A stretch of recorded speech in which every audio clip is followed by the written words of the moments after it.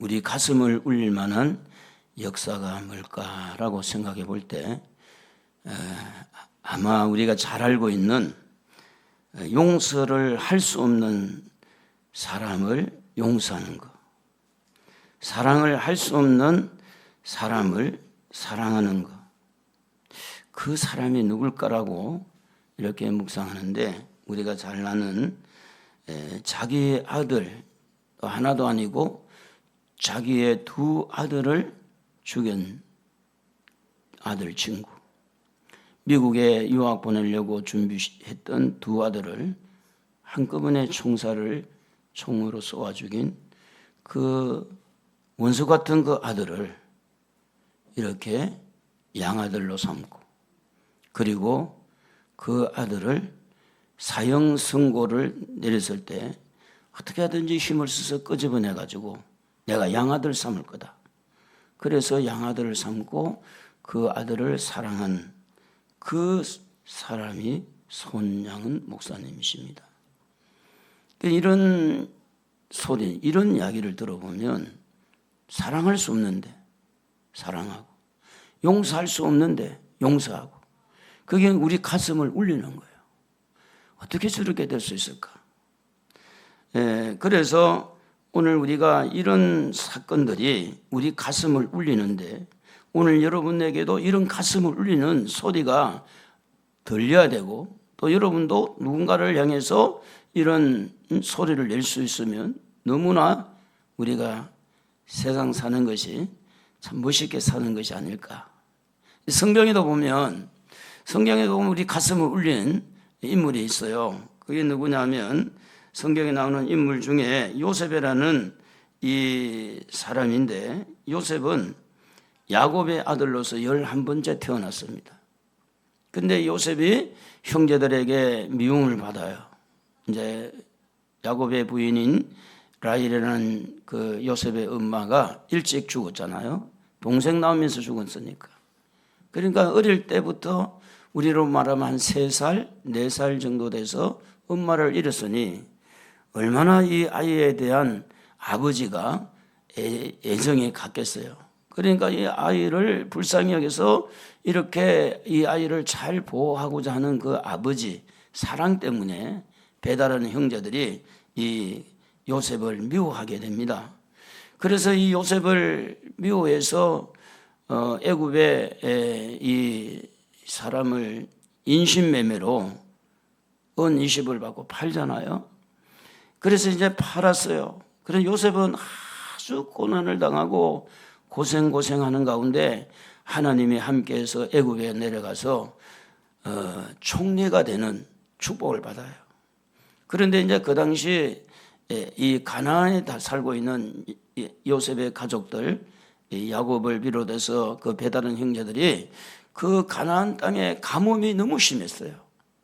그래서 너무 가뭄이 심하니까 곡식을 사러 가나안 땅에서 애굽으로 내려옵니다.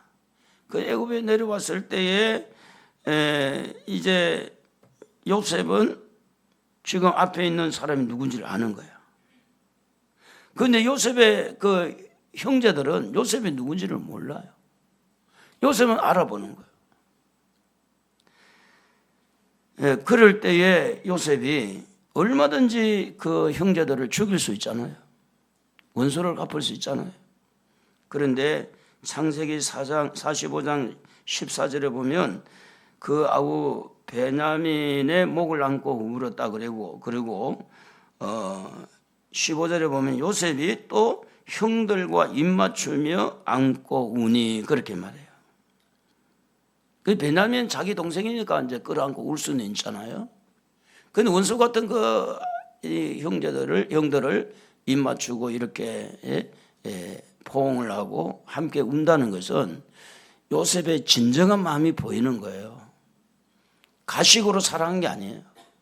진정으로 그 형제들을 불쌍히 여기고 너무너무 기뻐서 우는 그 모습을 보면서 우리가 대체적으로 이렇게 미움을 당하고 내가 팔리고 이렇게 고통 가운데 있었을 때 이를 갈잖아요. 두고 보자.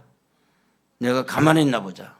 이럴 수가 있는데 요셉은 그들을 끌어안고 입맞추고 그들을 불쌍히 여기는 모습을 봅니다.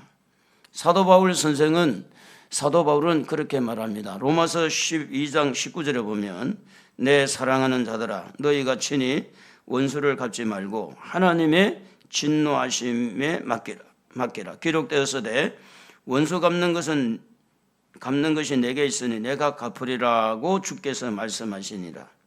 네 원수가 줄이거든 먹이고 목마르거든 마시게 하라. 그리함으로 네가 숯불을 그 무리에 쌓아 놓으리라.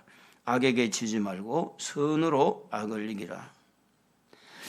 그러니까 이제 요셉이 그 형제들을 향하는 그 자세하고 하나님의 말씀에 기록된 거하고 일치가 되는 거예요.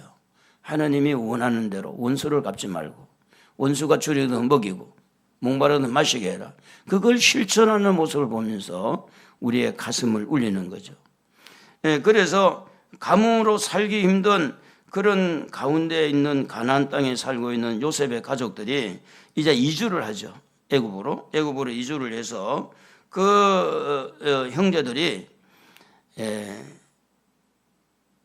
내려와 가지고 요셉인 줄 이제 알고 요셉을 이렇게 만났을 때 창세기 그 45장 5절에 보면 요셉이 이런 이야기를 해요. 우리 한번 참 은혜로운 구절인데 읽어볼까요? 같이 한번 읽어봅시다. 당신들이 나를 이곳에 팔았다고 해서 근심하지 마소서, 한탄하지 마소서. 하나님이 당신 생명을 구원하시려고 나를 당신들보다 먼저 보내셨나이다. 요셉의 마음이 어떤 마음일까? 그러니까 형제들이 이제 같이 살게 되잖아요. 같이 살기 때문에 충분히 그들에게 어떤 보복을 할 수도 있었을 텐데, 그 형제들은 이제 자기들이 잘못한 것이 이렇게 있으니까 벌벌 떠는 거죠. 그런데 어떻게 합니까? 그들의 마음을 안정시켜 주는 겁니다. 오히려 하나님을 생각하고 하나님이 나를 먼저 보내서 당신들 먹이 살리라고 나를 앞장서 보내가지고 이렇게 해서 이렇게 하나님이 하셨다. 당신들이 한 게 아니고 하나님이 한 거다. 그러면서 마음을 안정시켜주고 있는 겁니다. 자, 그런 가운데 이제 아버지 요셉이 죽었어요. 아버지 요셉이 죽고 난 다음에 형제들이 또 벌벌 떨고 있는 거예요. 아버지가 있을 때는 아버지의 울이 있으니까. 그래 아버지가 지켜주는 줄 알았는데 아버지가 죽고 난 다음에 그들이 또 두려워하는 거예요. 그때 요셉이 뭐라고 하는지 창세기 50장 19절 읽어볼까요?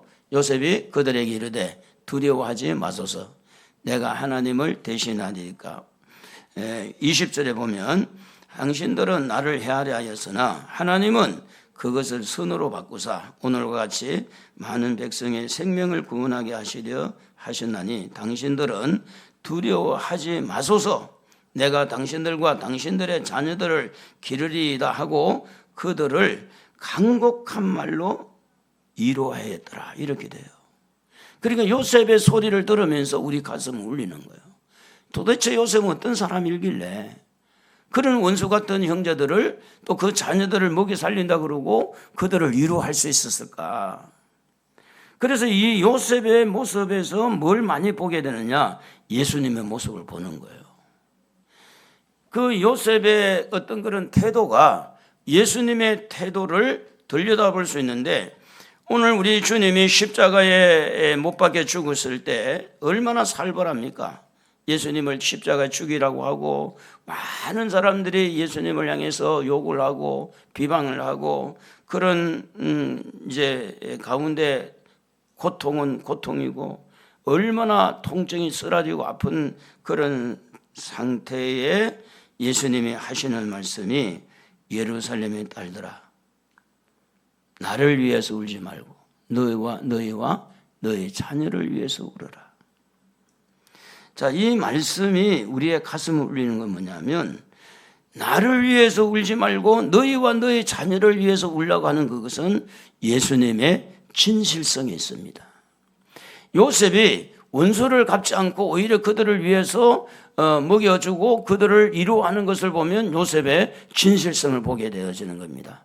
손양원 목사님이 원수 같은 그 안재선이를 이렇게 양아들로 삼고 그를 용서하는 그것을 보면서 그 목사님의 진실성을 보는 겁니다. 우리의 가슴이 어디서 울리느냐? 진실성에서 울리는 거예요. 진실함에서 우리 가슴이 울리는 거예요. 저 사람 말은 맞다. 진실하다. 그래서 예수님 자신의 고통보다도 오늘 울고 있는 저 여인들의 그 사람들의 문제, 또 여인들의 자녀들의 문제를 생각하면서 너와 너의 자녀를 위해서 울라고 이렇게 말씀하는 것은 예수님의 진정한 진실성을 보일 뿐만 아니라 눈물을 흘릴 때에 그 눈물의 방향, 정말로 슬퍼해야 될 것은 예수님을 위해 슬퍼하는 게 아니라 내가 지금도 죄를 알고 있으며 죄 짓고 있는 나, 믿음이 있는데도 불구하고 믿음으로 살지 않고 있는 나, 내가 선을 행할 줄 알면서도 선을 행하지 않고 있는 나, 내가 오늘도 하나님 앞에 예배를 드려야 되는 것도 알면서도 예배를 드리지 않는 나, 오늘도 하나님의 뜻을 이루고 가야 되는데 내가 이렇게 세상에 마음이 뺏겨서 세상길로 가려고 하는 이 나의 연약함을 보고 울으라는 거예요. 나의 부족함을 보고 울으라는 거예요. 나의 이기짐을 보고 울으라는 거예요. 예수님은 지금 예수님에게 방향을 틀고 예수님을 향해서 울고 있는 이 여인을 향해서 너를 위해서 울으라는 거예요. 너의 자녀를 위해서 울라는 겁니다. 이것이 뭔가 하면 예수님께서 우리에게 가슴을 울리는 소리라는 겁니다. 어떻게 보면 예수님이 얼마나 고통 가운데 그 고통 이겨내기로 힘든 가운데도 예수님은 지금 누구를 생각합니까? 울고 있는 여인들의 죄를 생각하는 거예요. 그 죄값으로 지옥에 들어갈 건데 예수님을 위해서 그렇게 울어도 그 울는 눈물 가지고 천국 갈 수가 없다는 거예요. 예수님을 향해서 우는 눈물이 천국의 길을 만든 게 아니고 자기의 죄를 위해서 우는 그 눈물이 천국의 길을 연다는 그런 이야기가 아니겠어요? 너희와 너희 자녀를 울라고 하는 것은 너희 자녀들을 위해서 그냥 적당하게 자녀를 위해서 이렇게 사는 것이 아니라 너희 자녀들이 지금도 어떤 죄를 짓고 사는지 아냐? 너희 자녀들의 마음이 어떻게 지금 썩어가고 있는 걸 알고 있느냐? 너희들의 자녀들이 하나님을 배반하고 교만하고 너희 자녀들이 하나님을 바라보지 아니하고 세상의 돈만 바라보고 살아가는 너희들의 자녀들이 과연 천국 갈 수 있겠느냐? 예수님이 하시는 말씀은 거기에다가 포인트, 거기에다 표적을 두고 말씀을 하고 있는 겁니다. 여러분 어떻습니까? 자녀들이 좀 배웠다고 잘난 척하고요. 엄마는 대학도 안 나오고 엄마는 나보다 모르잖아. 아빠는 나보다 모르잖아. 여러분 자녀들이 얼마나 지금 우리가 알지 못하는 음란하고 음탕하고 얼마나 많은 죄를 짓고 있음에도 불구하고 엄마가 돼가지고 자식을 위해서 눈물을 흘리지 않는다는 것은 그 자녀가 어떻게 보호를 받겠느냐. 이 귀신을 쫓아내다 보면 그런 이야기를 듣잖아요. 얘는 죽일 수 없어. 왜 죽일 수 없는데? 얘는 할머니가 기도해서 죽일 수 없다는 거예요. 여러분 자녀들이, 여러분의 손주들이 지금도 하나님을 거부하고 여러분의 자녀들이 세상과 동화되어서 지금 먹고 마시고 즐기고 이렇게 할 때 그 사람의 그 자녀들의 미래가 어떻게 될 것인가? 주님은 거기에 자녀들을 보고 부모의 가슴에 나를 울지 말고 너와 너의 자녀를 위해서 울어라. 그래서 예수님이 하시는 말씀은 죄 문제를 다루어야 된다. 죄 문제를 덮어두면 안 된다. 죄 문제는 꼭 다루어야 된다. 죄 문제는 울어야 된다. 진짜 울어야 될 건 내 죄다. 너의 죄다. 진짜 울어야 되는 것은 너의 자식들의 죄다. 왜 그렇게 말을 했느냐? 죄의 대가가 지옥의 형벌이 있기 때문에 그렇습니다. 오늘 읽은 말씀에도 보면 산들이 내 위에 무너지라 작은 산들이 우리를 덮어라 할 정도로 하나님의 심판이 너무너무 무서운 거예요. 예수님은 그걸 알잖아요. 지옥의 형벌이 너무너무 무서운 거예요. 그래서 예수님은 너와 너 자녀들을 위해 울라고 그랬어요. 여러분 언젠가 여러분의 자녀들을 위해서 울어봤을 텐데 그때가 언제인가요? 요즘에도 여러분의 자녀를 위해서 울고 있나요? 어떠세요? 주님은 말씀합니다. 너의 자녀가 교회만 다닌다고 천국 가겠냐? 교회에 와서 예배만 드린다고 너희가 천국 가겠느냐? 너의 자녀들이 교회만 가끔 들랑달랑 한다고 해서 그 자녀가 천국 가겠느냐? 이렇게 묻고 있는 겁니다. 왜 그러냐면 죄를 다뤄야 되니까. 죄 문제를 다루는 것은 교회에 오고 가고 하는 것이 문제가 아닙니다. 교회에 나온다고 해서 죄 문제가 해결되는 게 아닙니다. 내가 예수를 믿는다고 나는 예수 믿어요 말한다고 해서 죄 문제가 해결 다 된 것이 아닙니다. 예수를 믿는다고 하면서 죄 짓는 사람이 얼마나 많은데 예수님은 너와 너의 자녀를 위해 울라고 말씀하고 있는 겁니다. 사실은 천국은요, 많은 사람이 들어가지 못한다, 그렇게 성경을 말합니다. 부자가 천국 가는 것이 어렵다고 이야기를 합니다. 천국 가는 길은 좁은 길이라고 말을 합니다. 천국의 길은 많은 사람이 찾지 않는다고 말합니다. 마태복음 7장 14절에 생명으로 인도하는 문은 좁고 길이 협착하여 찾는 자가 적다고 말했어요.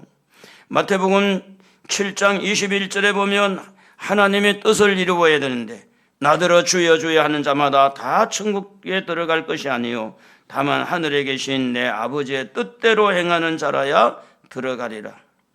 그날에 많은 사람이 나더러 이르되 주여 주여 우리가 주의 이름으로 선지자 노릇하며 주의 이름으로 귀신을 쫓아내며 주의 이름으로 많은 권능을 행하지 아니하였나이까 하리니 그때 내가 그들에게 밝히 말하되 내가 너희를 도무지 알지 못하니 불법을 행하는 자들아 내게서 떠나가라 하리라. 선지자도 회개하지 아니하면 천국 못 갑니다. 귀신을 쫓아낸 권능 능력을 가진 자도 회개하지 아니하면 천국에 들어갈 수가 없습니다. 여러분, 귀신을 쫓아내는 거 얼마나 능력입니까? 병든 자를 고치는 거 얼마나 큰 능력입니까? 목사가 되는 거 얼마나 큰 축복입니까? 그럼에도 불구하고 죄를 회개하지 아니하면 천국에 들어갈 수 없다는 겁니다. 모든 죄는 회개함으로 용서를 받는 겁니다. 진정한 회개는 하나님의 뜻을 이루는 것입니다. 베드로후서 3장 9절에 말씀하시기를 우리 주님은 말씀하시는데 너희를 대하여 오래 참으사 아무도 멸망하지 아니하고 다 회개하기에 이르기를 원하는 것이 하나님이 원하는 뜻입니다.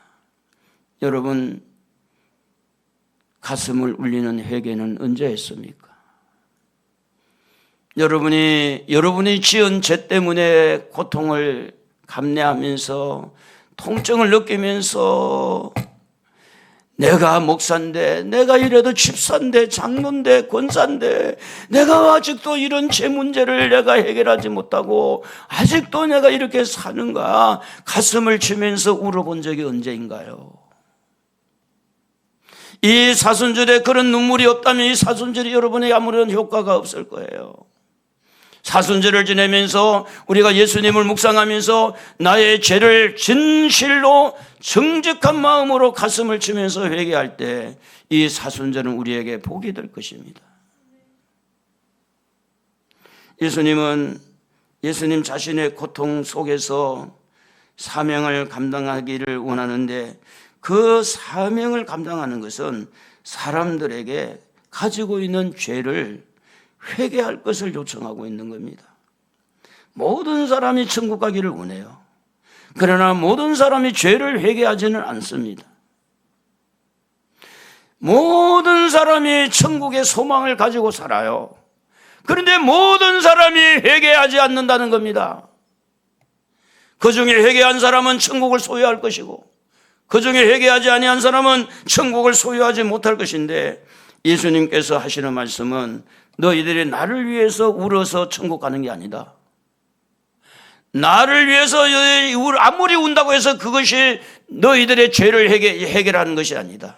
너희는 너희 죄를 놓고 울어야 되고 너희 자녀들의 죄를 놓고 울어야 되고 그 죄 문제가 해결될 때 천국의 문이 열리는 것이다. 그것을 주님은 가르치고 있는 겁니다. 이게 우리의 가슴을 울리는 거예요. 예수님을 위해서 울어주는 여인들이 고맙잖아요. 그런데 예수님은 그것을 고맙게 생각하지 않습니다. 여러분이 오늘 이리 와서 예배드리는 거 하나님이 기뻐하고 여러분을 보고 참 고맙다 이렇게 할 수 있습니다. 그러나 성경은 그렇게 가르치지 않습니다. 여러분이 지은 죄를 회개할 때, 여러분의 자녀들이 지은 죄를 정말로 가슴에 끌어안고 눈물을 흘리고 회개할 때 하나님은 여러분을 기쁘게 받으신다는 겁니다.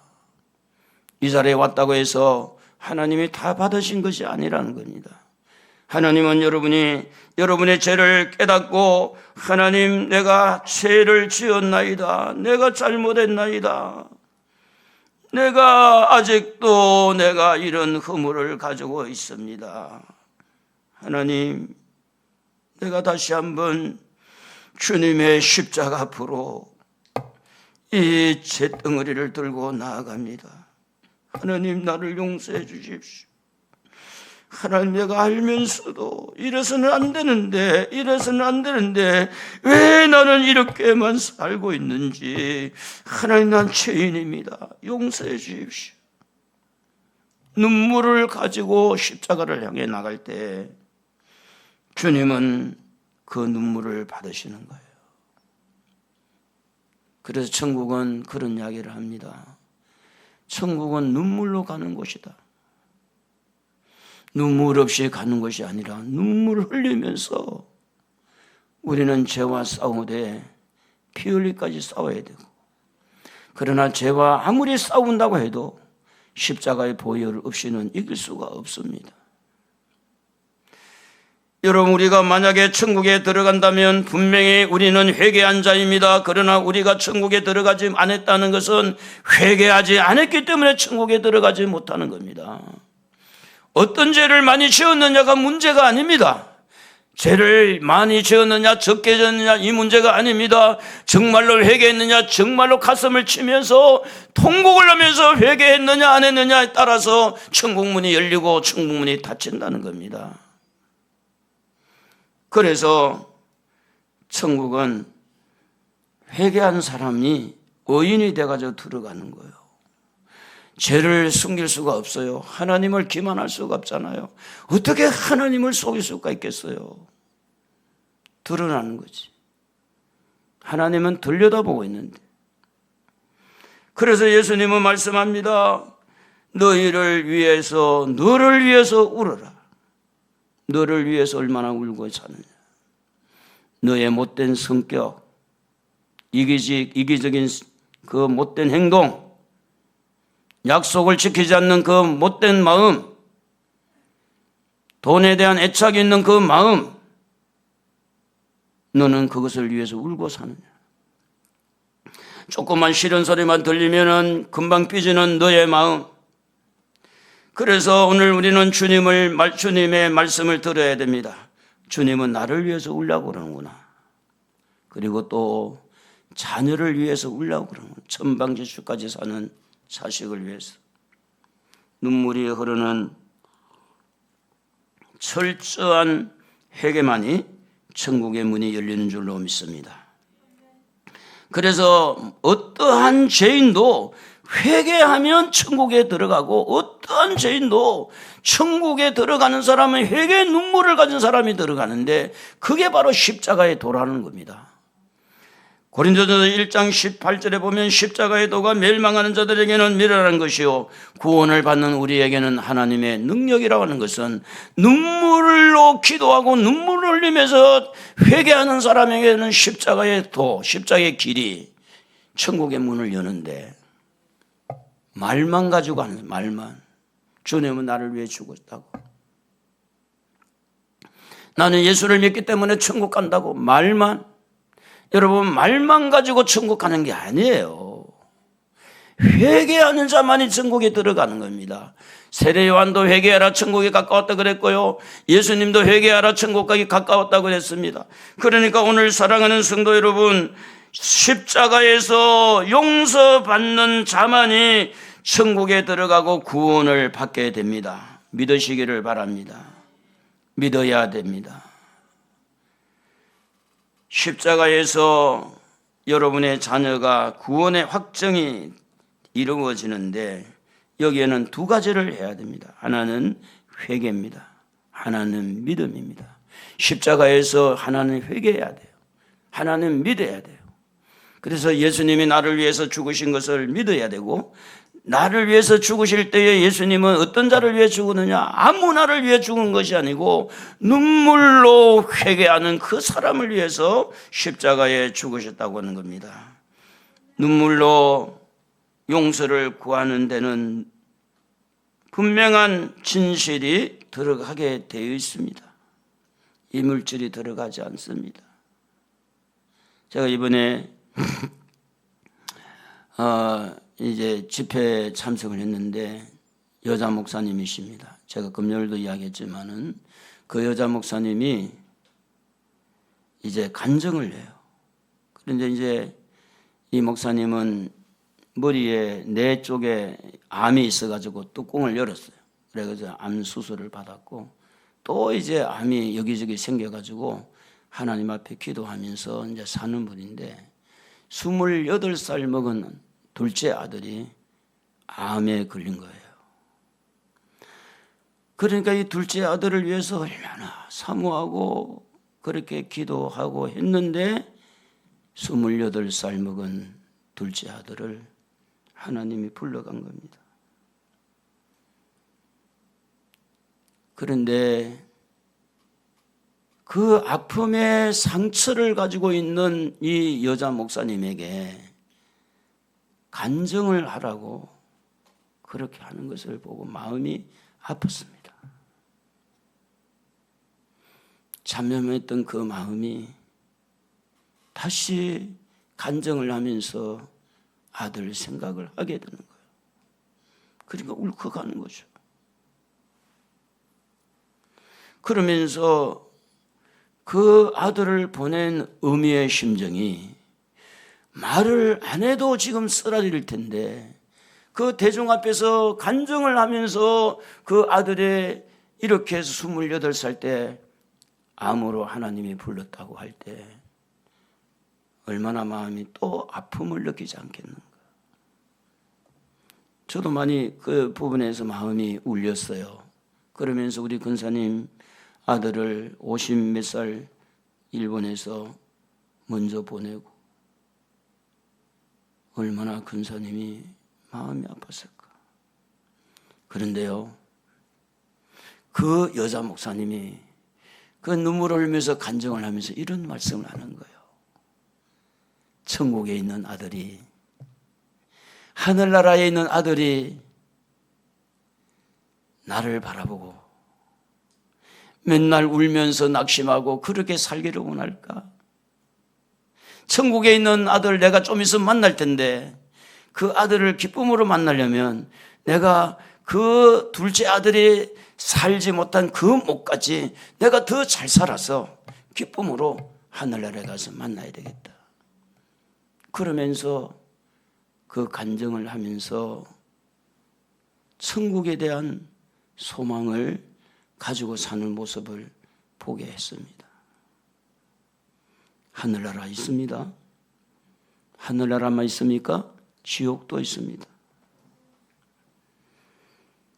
사랑하는 성도 여러분, 여러분이 만약에 하나님의 자녀라면 하나님의 인도를 받으셔야 되는데, 특별히 죄 문제에 대해서 철저히 하나님의 인도를 받으시기를 바랍니다.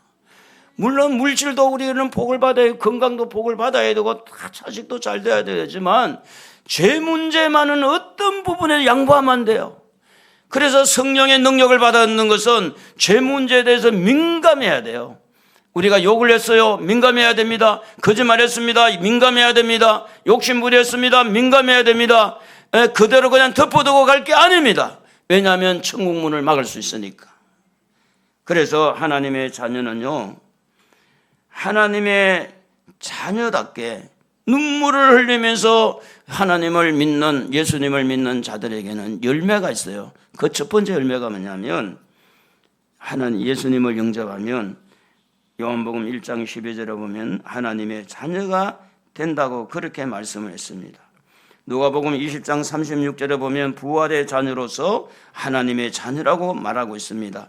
로마서 8장 16절에 보면 성령이 하나님의 자녀인 것을 증언한다고 그랬습니다. 쉽게 말하면 이런 이야기입니다. 우리 마음에 내가 하나님의 자녀다는 거 성령이 인정해 주는 거예요. 성령이 내가 하나님의 자녀된 것은 영원한 부활체를 가지고 영원한 천국에 들어갈 확정을 가지고 사는 거예요. 내가 하나님의 자녀라는 거. 근데 그게 어디서 문이 열리느냐 하면 진정한 마음을 가지고 회개할 때 속에서 회개하면 내 마음에 이물질이 생기지 않습니다. 그런데 사탄은 진정한 회개를 안 하면 너는 틀렸다. 네가 뭐가 그래가 천국 가겠냐. 계속해서 공격을 해요.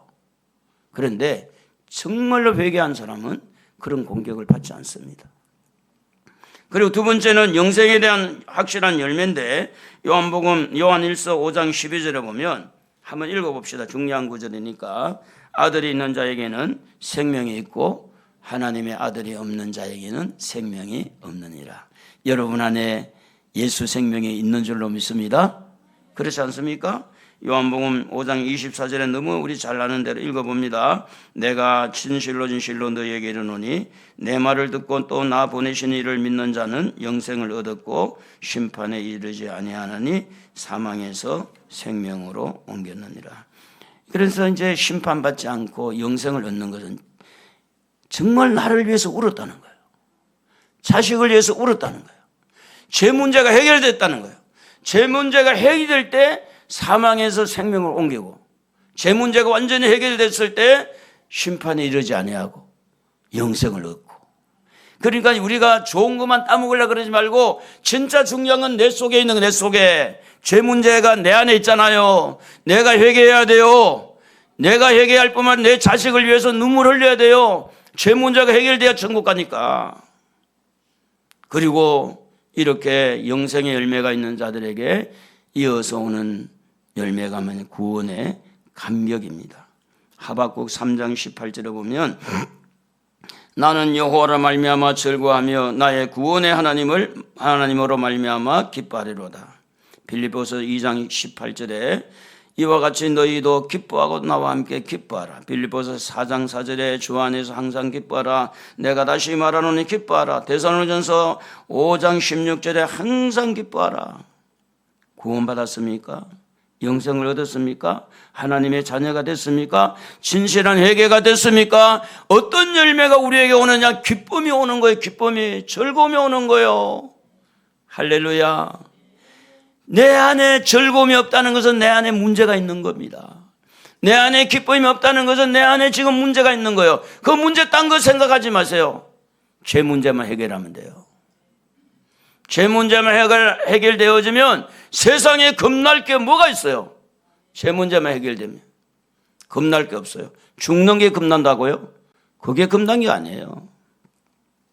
그래서 대체적으로 예수를 믿지 않고 죽는 사람들은 손을 움켜잡고 온몸을 오그리면서 이 저승사자가 데려왔을 때 안 가려고 몸이 비튼다고 그러잖아요.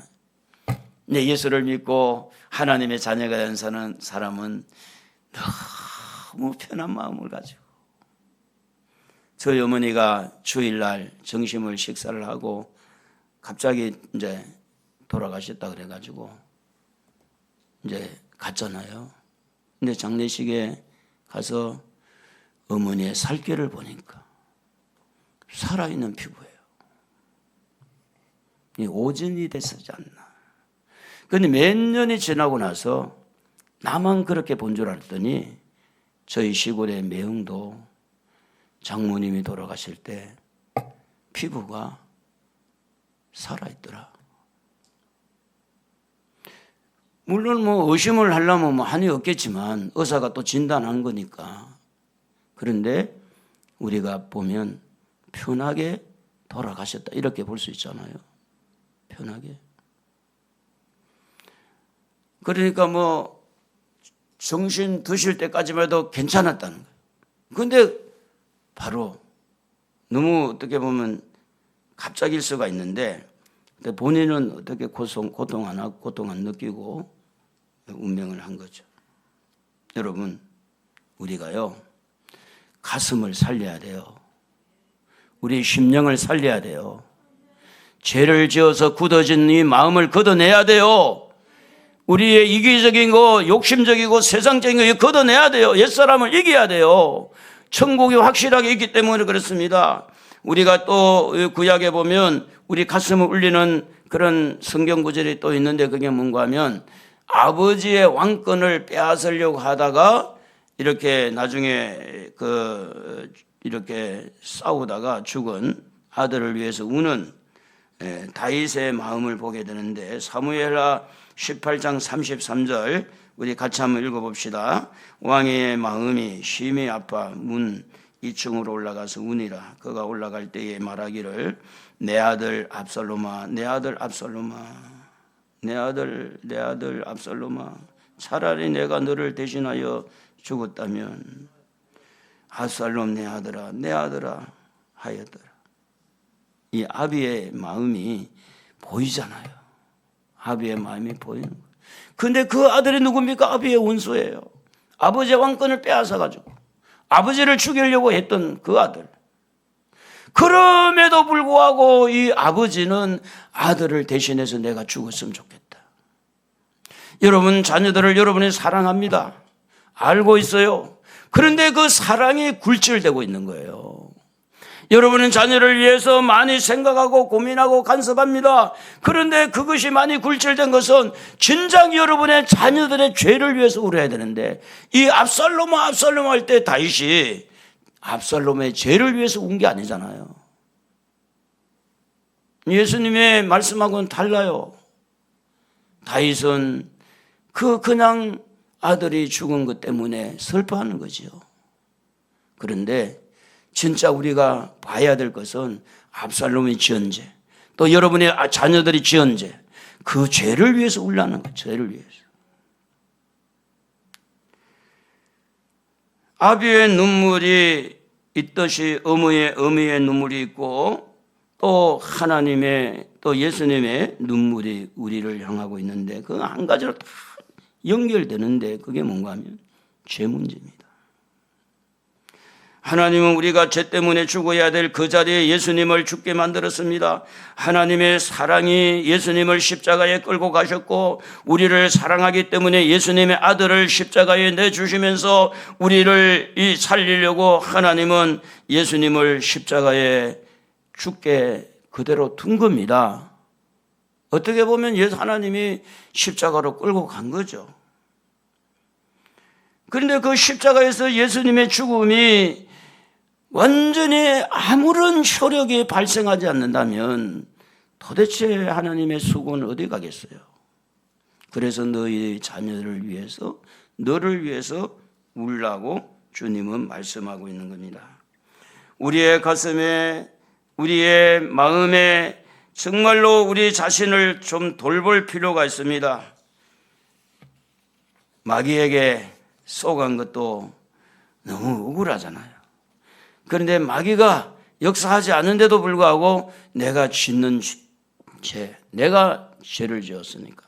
아담이 선악과를 먹으라고 할 때 부인이 먹으라고 그랬겠죠. 근데 저 부인을 원망했잖아요. 그 부인은 이 사탄의 꼬임을 받아서 먹게 되면서 나중에 사탄을 원망했잖아요. 원망은 잘하는데 자기를 돌아보지 못하는 거예요. 그런데 성경은 뭐라고 하느냐? 아담이 먹은 걸로 돼 있어요. 아담이 거역한 걸로 돼 있어요. 오늘 여러분 세상이 아무리 요지경 세상이 유혹을 한다 해도 결국은 죄를 짓는 것은 누가 지어요? 내가 짓는 거예요. 세상이 아무리 요란해도 내가 죄를 짓는 거예요. 여러분 지은 죄는 여러분이 해결해야 돼요. 그 대가는 여러분이 받으려고 하면 다 못하니까 눈물 흘려야 돼요. 하나님 내가 잘못했습니다. 회개해야 돼요.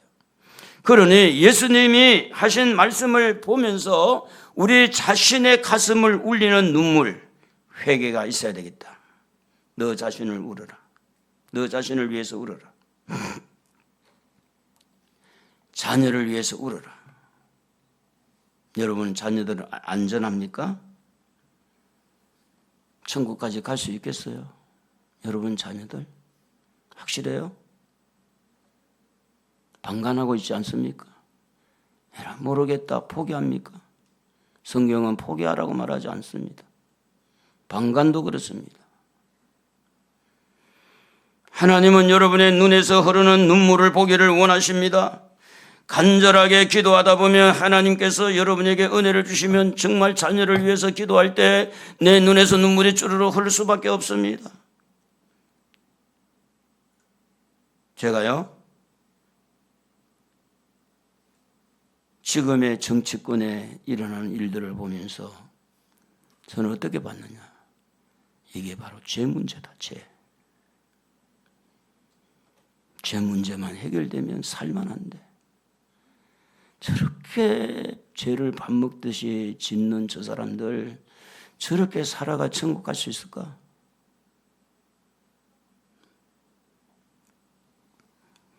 사랑하는 성도 여러분, 다른 사람을 보기 전에 나를 좀 볼 수 있는 눈이 열리기를 바랍니다. 다른 사람 보기 전에, 다른 자녀들을 보기 전에 여러분의 자녀들을 볼 수 있는 눈이 열리기를 바랍니다. 성경은 이렇게 말합니다. 의인은 없나니 로마서 3장 10절에 보면 아무도 의인이 없다 그랬어요. 모든 사람이 죄인입니다. 그런데 이러한 죄인이 이 가슴을 울리는 눈물을 흘리면서 하나님 앞에 통회하고 자복한다면 이런 축복을 받습니다. 누가복음 23장 43절에 보면 오늘 네가 나와 함께 나그네에 있으리라. 오늘. 계시록 2장 7절에 보면 하나님의 나그네에 있는 생명나무의 열매를 주워 먹게 하리라. 로마서 8장 2절에 보면 이제 예수 그리스도 안에 있는 자에게는 결코 정죄함이 없고 생명의 성령의 법이 죄와 사망의 법에서 너를 해방했다. 우리는 의인이 아니에요. 아무리 착해도 의인이 아니에요. 도토리를 주워보면요, 도토리가 비슷비슷하잖아. 여기도 죄인, 저기도 죄인, 조금 큰 죄인, 조금 작은 죄인. 우리 모두는 다 죄인이야.